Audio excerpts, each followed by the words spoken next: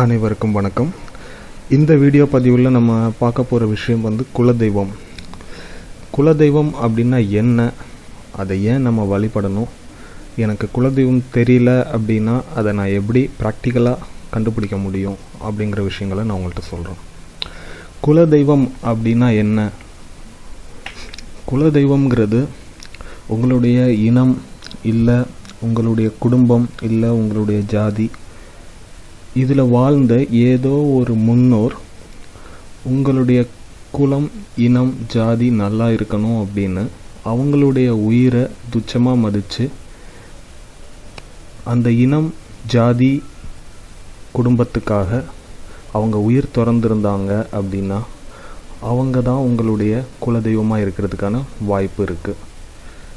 அந்த குலதெய்வம்ங்கிறது ஏதோ ஒரு புண்ணிய ஆத்மா, தன்னுடைய குலத்துக்காக தன்னுடைய உயிர் துறந்த புண்ணிய ஆத்மா.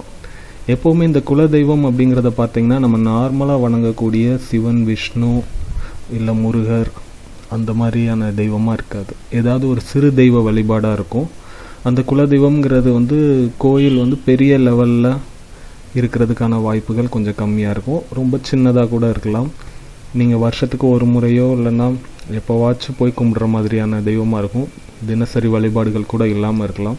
இந்த குலதெய்வத்தை பார்த்தீங்கன்னா சாதாரண மனிதனோட ஒரு முகம், விகாரமான ஒரு முகமாக இருக்கலாம். பெரிய மீசை வச்சுட்டு இல்லைன்னா பெண்ணாக இருக்கும் பட்சத்தில் அவங்க கொஞ்சம் உக்கிரமாக கொஞ்சம் கோபமாக இருக்கிற மாதிரியான இது அதிகமாக இருக்கிறதுக்கான வாய்ப்பு இருக்குது.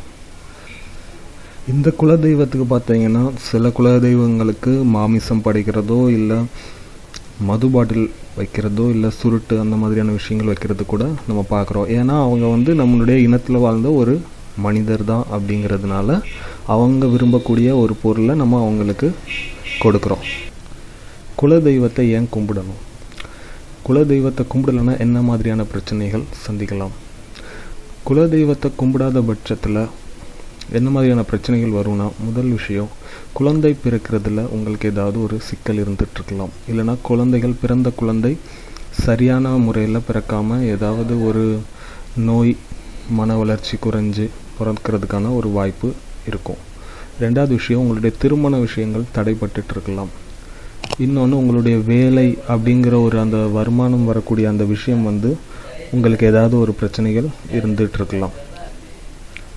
இதெல்லாம் குலதெய்வ வழிபாடு இல்லை அப்படின்னா சந்திக்கக்கூடிய பிரச்சனைகளாக நீங்கள் எடுத்துக்கலாம்.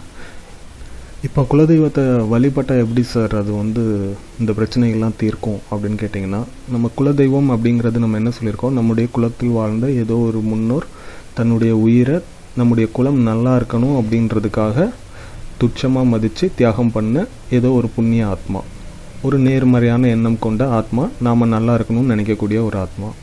அந்த ஆத்மா, அதாவது அந்த குலதெய்வம் அப்படிங்கிறத நம்ம வழிபடுறோம், நம்மளுடைய கஷ்டங்கள் சொல்கிறோம், நம்மளுடைய குலம் தலைக்கிறதுக்காக நீங்கள் படுற கஷ்டத்தை அந்த குலதெய்வத்திட்ட சொல்லும்போது அந்த நேர்மறையான எண்ணம் கொண்ட அந்த ஆத்மா உங்களுக்கு உங்களுடைய குலம் தலைக்கிறதுக்கான வழிமுறைகளை காட்டுறதுக்கான வாய்ப்புகள் நிச்சயம் இருக்கும். இதுதான் குலதெய்வ வழிபாடு அப்படிங்கிறது. சரி, எனக்கு குலதெய்வம் தெரியல அப்படின்னா நான் ப்ராக்டிக்கலாக அதை எப்படி கண்டுபிடிக்கலாம் அப்படின்னு சொன்னோம். ப்ராக்டிக்கலாக கண்டுபிடிக்கிறதுக்கு சில வழிகள் இருக்குது.